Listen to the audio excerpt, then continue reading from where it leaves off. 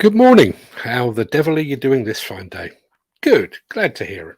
I promised you yesterday that we would be launching a new way for you to sign up to the Breakfast Show WhatsApp group without giving away your personal details. If you look in the chat right now, you can see precisely how to go about it. Now, regular viewers will know that we have been bringing you footage that supposedly shows the reaction of the NFDC to the findings of the CMA investigation. Well, now we have some new footage that reportedly shows the strategy meeting at which the Federation's response to the bid rigging probe was presented. We bury our heads in sand. We take 20 to 25 dump trucks, fill them with sand from Monarch Lake, and then dump the sand along South Park Avenue. By using approximately 18 dozen shovels, we can each dig a hole in the sand, stick our heads in the holes, and then have the person to our left bury them. We could avoid looking like we're responsible for any part of this at all. Now, without further ado, let me roll the intro, post the question of the day, and get this show on the road.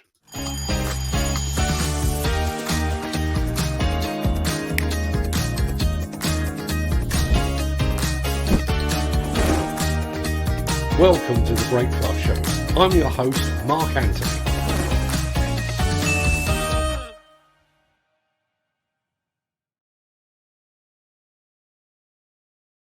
It's Thursday, the 28th of July, and as that remarkably persistent guy just said, welcome to the Breakfast Show. I am your host, Mark Anthony. In today's show, we're getting the feel for Yanmar electric mini excavators. It's all aboard an amphibious Kubota. We're letting rip with one of the biggest dozers in the Komatsu range, and why we should choose our leaders more wisely. Plus, we're starting the unofficial countdown to Bauma 2022. I'm going to get to all of that in just a second, but first let's see who among the rich and the shameless will be celebrating a birthday on this day of days. Happy birthday! And it's many happy returns to children's author Beatrix Potter and to former First Lady Jackie Kennedy. Happy birthday also to Garfield cartoonist Jim Davis, to actress Elizabeth Barkley, and to former West Ham player Michael Carrick. Many happy returns to them, one and all.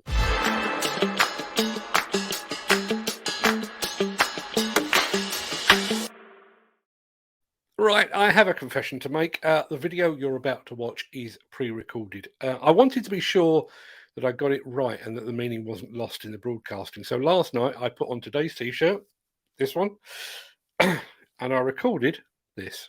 The contest for the leadership of the Conservative Party here in the UK, much the same as the race to the White House in the US, has once again proved beyond all reasonable doubt that politicians are not like regular people.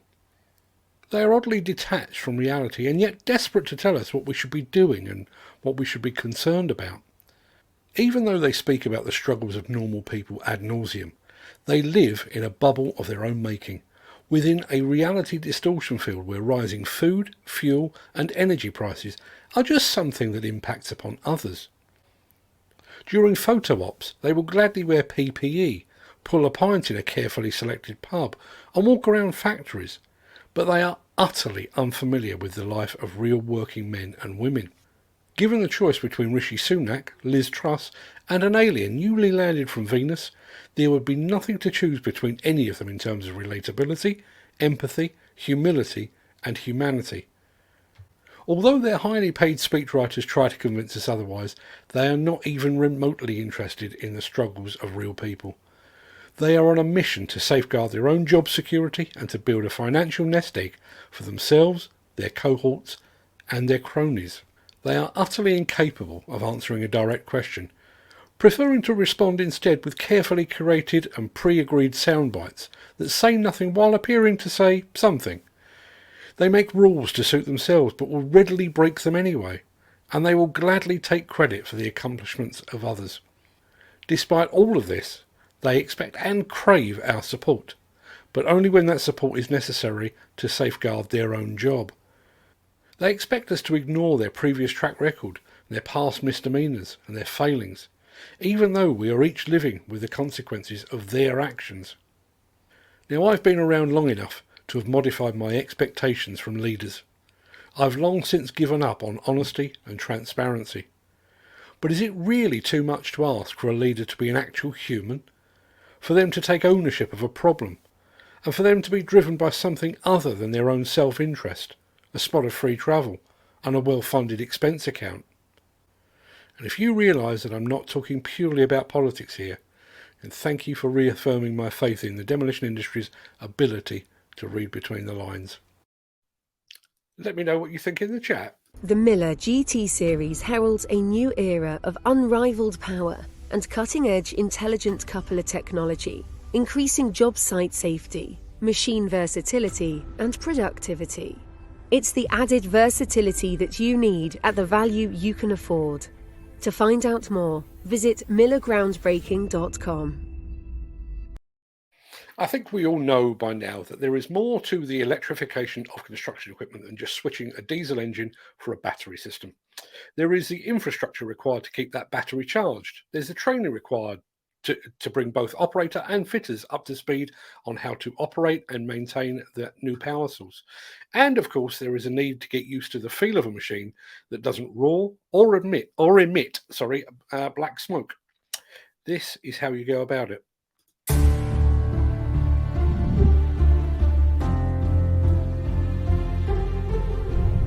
Today, we are at an important milestone along the developments of our electric SV17 mini excavator.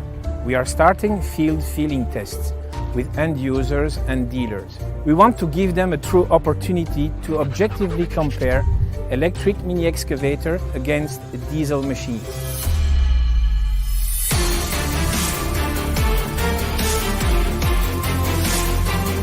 We have in the Netherlands a big demand on electric machines. We are happy now that Yanmar is working on electric machines, and it's a good day to feel the machine and how it works, the difference between a diesel engine and electric. We have good confidence in it.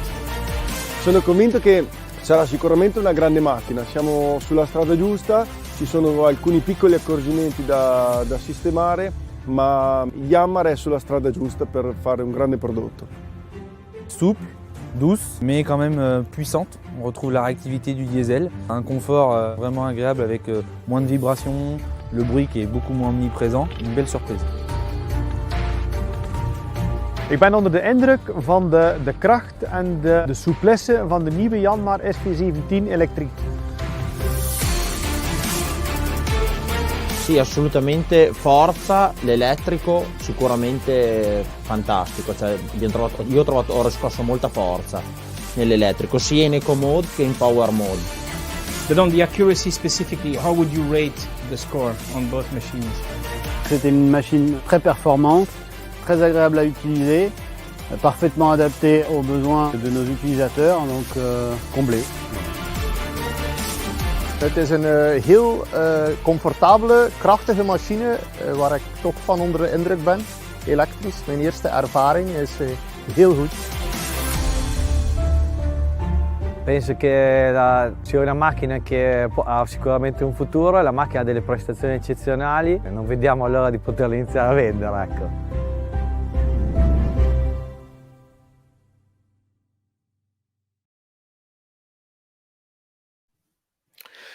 Hats off to Yanmar for understanding that machine operation is at least partly about feel. Now, before we move on, I'm just going to say a very quick shout out to our friend over at Bearded Excavation UK, listening while operating.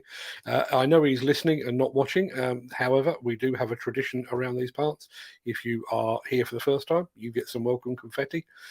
There is your welcome confetti. Good morning, and thank you very much indeed for joining us. Now, let me switch that off and press, I don't know. What should I press? Let's go with this one.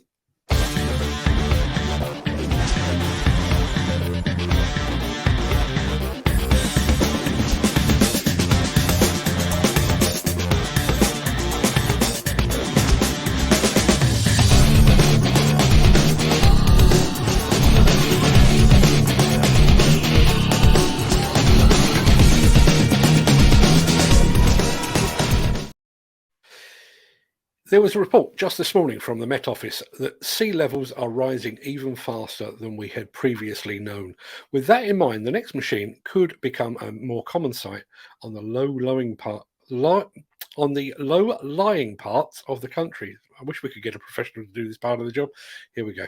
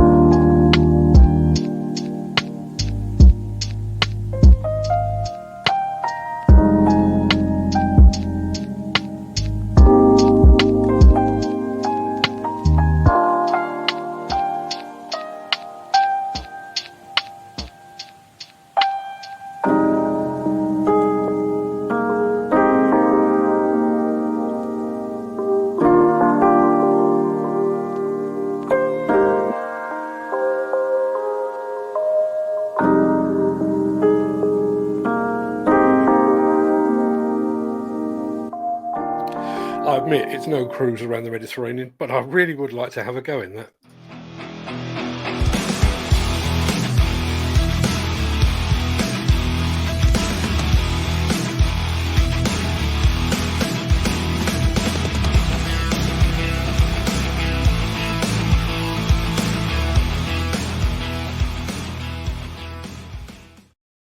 'Demolition contractors within easy reach of the northeast of England, lend me your ears, because this one is for you.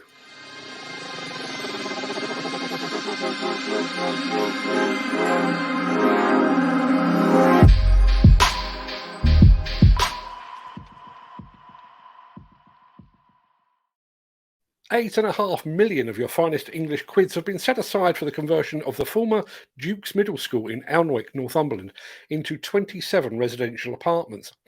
Robertson Northern is thought to be among the contenders vying for the construction portion of the works that will also include car parking and landscaping. But before they or anyone else can make a start on this important new project, an existing building needs to be demolished, and at the time of broadcast, a suitable demolition contractor has yet to be appointed. I don't know why, there are plenty of them up in the northeast of England. You can find out more about this project lead and countless more just like it over at buildersconference.co.uk. Alternatively, you can speak directly to Siobhan Jones using the number displayed at the bottom of the screen, and she is standing by to take your call.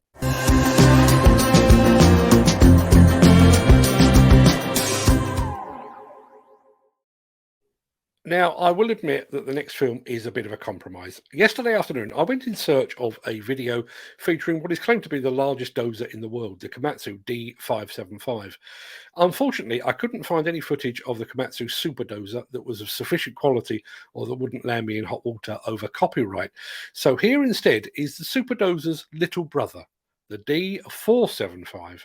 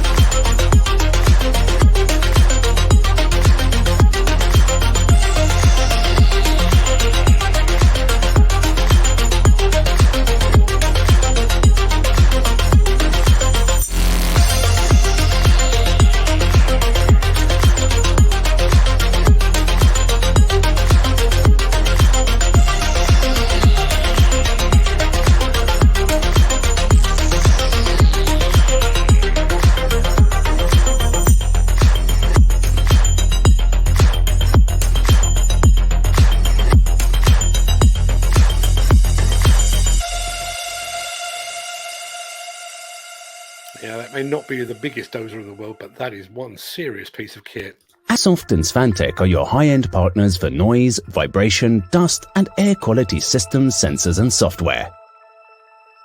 To find out more, visit axoft.co.uk or call 01234 639 550. Now, we had a question in the chat here. Who manufactures the biggest excavator and dozer ever built? My understanding is that the D575 is the biggest dozer, biggest excavator. Anyone? I think that's going to depend how you define an excavator. Are you talking excavators or are you talking face shovels and so on down the line? But if anyone's got a suitable answer for that, I'd love to hear from you. Now, We are still putting the finishing touches to our road to Bauma coverage, but we're also conscious of the fact that the show is barreling towards us like, well, a barrel, really. And so while our video team get their ducks in a row, I thought it would be a good idea to remind you precisely what the Bauma fuss is all about. And by the way, keep an eye out for the man with a twinkle in his eye.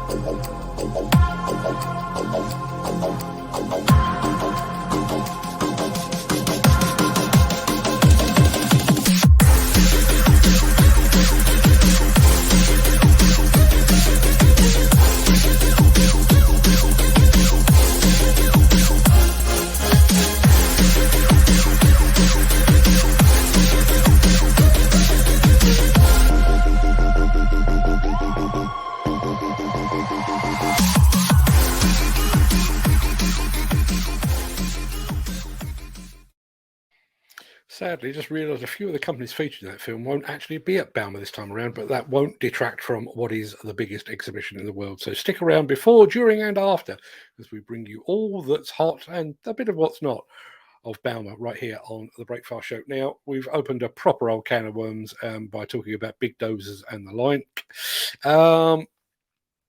Let's have a look. Al Grierson, at 183 tons, the ACO Superdozer is the biggest. However, let's have a look. But that was never put into use because of sanctions against Libya. Our friend Mick Norton says exactly the same. ACO Superdozer, 40 feet in length, 10 feet in height, and a blade 23 foot wide. Unfortunately, never moved an inch of dirt, but that's another story. And I just checked actually on... we've got a bit of a thing here.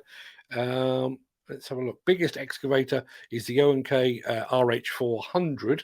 And according to whatever website I'm looking at here, the largest excavator in the world at the moment, the Busaris RH400. Giant machine owned by Caterpillar, apparently, weighs about 980 tons, almost 1,000 tons of excavator. We can talk about this all the way through. Now, I hate to disagree with the audience. Las Vegas is bigger. It isn't. Bauma is not just the biggest construction equipment exhibition in the world.